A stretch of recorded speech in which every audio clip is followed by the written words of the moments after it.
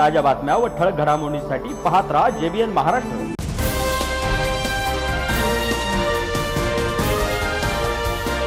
वाचनालयाचे उपाध्यक्ष आहात। आपल्या कालच्या सभेवर वाचनालयाचे सचिव सुरेश धारेवाल यांनी एक आरोप केला आहे की ही सभा बेकायदेशीर होती। याबाबत आपले काय म्हणणे आहे? आपली भूमिका आपल्या वाचकांसमोर मांडली जरुरीची आहे, त्याकरता आम्ही तुम्हाला विचारतो ही आपली भूमिका आपण सविस्तरपणे मांडा। मी आपली भूमिका स्पष्ट करतो। आम्ही दिनांक 19/11/2025 रोजी अध्यक्षांकडे 7 संचालकांनी अर्ज केला होता की आपल्या संस्थेमध्ये काय चाललं हे प्रोसिडिंग आम्हाला वाचायला द्यावं। त्या अर्जावर अध्यक्षांनी महाशय सचिवांना सांगितलं की असा 7 लोकांचा अर्ज आहे आणि ते तुम्ही त्यांना प्रोसिडिंग अवगत करून द्या। त्यांनी करून दिलं नाही, कारण की काम सर्व खोटं केलं म्हणून करून दिले नाही। मग 28/11ला परत त्यांना रिमाइंडर अध्यक्षांनी एक आदेश दिला की तात्काळ ते प्रोसिडिंग यांना वाचायला द्यावं, परंतु तरीही त्यांनी ते प्रोसिडिंग आम्हाला वाचायला दिलं नाही। आणि त्यांना इतर दिवसामध्ये खूप वेळेस अध्यक्षांनी व्हॉट्सअप मेसेज केले, फोनवर मेसेज दिले की मीटिंग काढा किंवा त्यांना ते वाचायला द्या, तरी ते देत नव्हते। फिर त्याच्यात असं म्हटलं आहे की विश्वासांची जी सभा आहे कलम 20मध्ये म्हटलं आहे की वर्षातून कमीत कमी विश्वस्त मंडळाच्या 3 सभा झाल्या पाहिजेत। या महाशयांनी फेब्रुवारी 2025 म्हणजे 25 पासून मार्च 2026 पर्यंत फक्त 27 मार्चची सभा घेतली। ते सभाच काढत नव्हते, कारण की ते स्वतः अल्पमतात होते म्हणून ते सभा काढत नव्हते। त्यांनी सभा घेतली नाही। मग त्यांनी पाहिलं की बा आता आपण सभा घेऊ शकत नाही, पण त्यांनी केलेले जे मेंबर होते त्यांना त्यांच्यावर विश्वास होता की आपण आमच्या घरचे सर्व मेंबर आहे, म्हणून आपण आता असं करू की हे अध्यक्ष आणि उपाध्यक्ष यांच्यावर अविश्वास दाखल करू। म्हणून त्यांनी 27/12ला मीटिंग काढली, 27/12/25ला, आणि अध्यक्ष आणि उपाध्यक्ष यांच्यावर अविश्वास दाखल केला।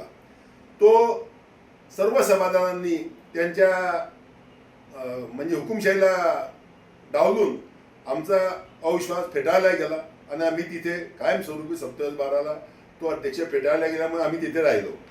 मग आम्ही त्यांना 15/12ला पत्र दिलं होतं एक की बा आम्हाला आमच्यावर कशासाठी अविश्वास आहे म्हणून, तर त्यांनी त्याचं आम्हाला उत्तर दिलं नाही। आणि काल तुमच्या वार्ताहरांना ते सांगत होते की मी त्यांना पत्र दिलं आणि त्यांनी मला त्याचं उत्तर दिलं नाही। तर आपण काय केलं, आम्ही जे दिलं होतं तुम्हाला पत्र 15/12/25ला की आमच्यावर अविश्वास कशामुळे, त्याचं उत्तर तुम्ही काय दिलं नाही आम्हाला, ते दाखवायची बोंब पडत नाही आणि स्वतः अपेक्षा करतात दुसऱ्याकडून की मी त्यांना पत्र दिलं आणि त्यांनी मला त्याचं उत्तर दिलं नाही। त्याच्यानंतर मी तुम्हाला सांगतो की 22/12/25 रोजी जगन्नाथांनी फिर्याद दिली पोलीस स्टेशनला की इथलं दप्तर दिसत नाहीये, इथे दप्तर नाहीये म्हणून। तर पोलीस आले, पंचनामा केला, तिथलं सर्व दप्तर गायब होतं। मग तिथल्या कर्मचाऱ्यांना विचारलं तर म्हणे पूर्ण दप्तर हे सचिव हे घेऊन गेले, इथून पूर्ण दप्तर काढून। जबकी जर संस्थेच्या नियमात असं आहे की संस्थेचं दप्तर हे संस्थेच्या कार्यालयातच पाहिजे, परंतु महाशय सर्व दप्तर घरी घेऊन गेले होते, कारण की त्यांचे खोटे कारनामे सर्व त्याच्यामध्ये होते। त्याच्यानंतर 18/12/25ला सुरेश धारेवाल यांनी सभा घेण्यासाठी आम्ही टाळाटाळ करतो म्हणून आम्हाला एक पत्र दिलं, आम्ही टाळाटाळ करतो म्हणून। जर आम्ही सभा घेण्यासाठी तुम्हाला विनंती करतोय, परंतु त्यांनी आम्हाला पत्र दिलं की तुम्ही सभा घेण्यासाठी टाळाटाळ करत आहात, तरी पत्र त्यांचं खोटं आणि धारदार खोटं होतं। आम्ही दिनांक 23/12/25 रोजी धर्मादाय आयुक्ताकडे 41 दाखल केला की बा साहेब आम्हाला तुमचा प्रतिनिधी हवा आहे। त्यांनी आमच्यावर विश्वास दाखल केला, तुमचा प्रतिनिधी हवा आहे। धर्मादाय आयुक्तांनी त्यांना हजर राहायला सांगितलं 26/12ला, ते हजर राहिले नाही, म्हणून धर्मादाय आयुक्तांनी 26/12ला आम्हाला AK चौधरी म्हणून इलेक्शनला प्रतिनिधी दिला की बा याच्या अविश्वास ठरावावर AK चौधरींना प्रतिनिधित्व म्हणून आमच्याकडे पाठवलं।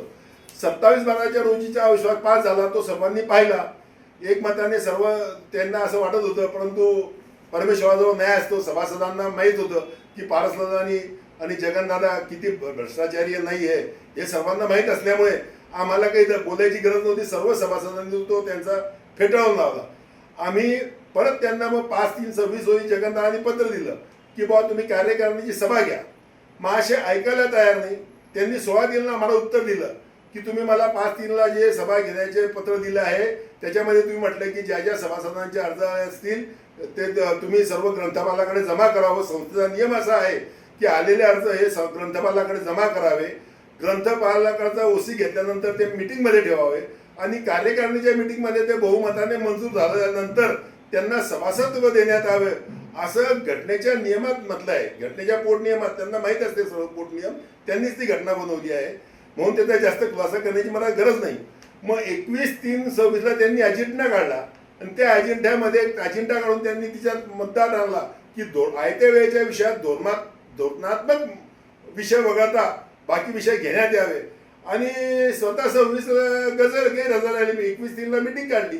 मग आम्ही त्यांना परत 25/30 अध्यक्षांनी पत्र दिलं की हे तुम्ही चुकीची मीटिंग काढली, आम्ही तुम्हाला अध्यक्षांच्या आदेशानेच मीटिंग काढावी लागते. घटनेमध्ये म्हटलंय असं की अध्यक्षांच्या आदेशानुसारच मीटिंग काढावी लागते, परंतु त्यांनी स्वतःच्या अधिकारामध्ये मीटिंग काढून आणि त्याच्यातला तो विषय वगळला.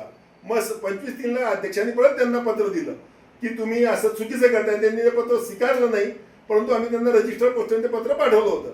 मग परत त्यांनी 26/3 रोजी पत्र दिलं आम्हाला की मी मीटिंगला हजर राहू शकत नाही, माझे सासरे आजारी आहे. हे महाशय त्या दिवशी 26/3 पत्र देतात आणि 27/3 हे नाशिक चॅरिटी कमिशनर ऑफिसमध्ये हजर होते. यांनी सांगितलं की मी सासरी तब्येत बरोबर आहे म्हणून मी कोपरगावला जात आहे. आमच्याकडे नाशिकचं शूटिंग आहे की हे 27/3 रोजी हे नाशिकला चॅरिटी कमिशनर ऑफिसमध्ये हजर होते आणि हे धांदात खोटं बोलताय आणि खोटं बोलून लोकांची दिशाभूल करतायत. मग आम्ही 24/4/26 रोजी कार्यकारिणी मंडळाची सभा जगन्नाथाच्या सहीने बोलवली. महाशय हे धर्मदायुक्ताकडे यांनी 41A दाखल केला परत की बुवा ही सभा बेकायदेशीर आहे, जगन्नाथांना अशी सभा घेण्याचा अधिकार नाही वगैरे वगैरे याच्यात त्यांनी असं दाखल केलं. पण कोर्टाने ती सभा थांबवण्यासाठी त्यांनी जळगावच्या कोर्टाला, मेहरबान कोर्टाला विनंती केली, परंतु मेहरबान कोर्टाने सांगितलं की असं तुम्ही थांबवू शकत नाही, हे तुमचं म्हणणं इलिगल आहे आणि सभा होईल. म्हणून आमची सभा ही 24 तारखेला झाली. त्यांचा अर्ज 24च्या सभेच्या स्टेचा अर्ज जळगाव चॅरिटी कमिशनरने फेटाळून लावला किंवा तो रिजेक्ट केला. त्याच्यानंतर 25/5 आम्ही विशेष कार्यकारिणी सभेचे आयोजन केले होते. त्याच्यावर अविश्वास घेण्यास काही लोकांच्या तक्रारी होत्या अध्यक्षांकडे. 22 का 23 लोकांच्या तक्रारी होत्या की बुवा यांच्यावर आमचा हे असा त्रास देतात वगैरे वगैरे. सर्व ज्या काही तक्रारी होत्या त्या अध्यक्षांकडे होत्या. अध्यक्षांनी त्या तक्रारीची दखल घेऊन सभा बोलवली 25/5 की बुवा विशेष कार्यकारिणीची विशेष सर्वसाधारण सभा घेऊन अविश्वास अध्यक्षांना त्यांच्या सचिवावर दाखल केला. तो दाखल झाल्यानंतर महाशय 41E खाली नाशिकला गेले. यांना जळगावला रेमेडी होती, हे जळगावला अपील करू शकत होते, पण यांना माहिती आहे की जळगावच्या साहेबांच्या लक्षात आलंय की आपण बदमाश आहे. यांनी अविश्वास दाखल केला तेव्हापासून हे अल्पमतात आहे, त्याच्यामुळे हे बदमाश करताय म्हणून हे नाशिकला गेले. नाशिकला रेमेडी मागितली, परंतु शेवटी परमेश्वराकडे न्याय असतो. तसं आमचे ते जसं म्हणतात की आमचा न्यायदेवतेवर विश्वास आहे आणि आम्ही न्यायालयीन लढाई लढू. आम्ही पण न्यायालयीन लढाई लढलो आहे आणि नाशिक चॅरिटी कमिटीने सुद्धा त्यांचा अर्ज नामंजूर केला. त्या मिटिंगला स्टे दिला नाही, पण कालच्या ज्या 24/5/26 मिटिंगला चॅरिटी कमिशनने स्टे दिला नाही. ती मिटिंग झाली आणि याच्यावर अविश्वास तो पारित करण्यात आला. यांना तिथून पदमुक्त करण्यात आलं. सर्वांनी बहुमताने, एकमताने. एकही माणसाचा पूर्ण मिटिंगमध्ये जे जवळपास 300 सभासद मिटिंगला हजर होते, त्या 300 सभासदांपैकी एकानेही यांच्या बाजूने मतदान केलं नाही किंवा हे असावे म्हणून हात वरती केला नाही.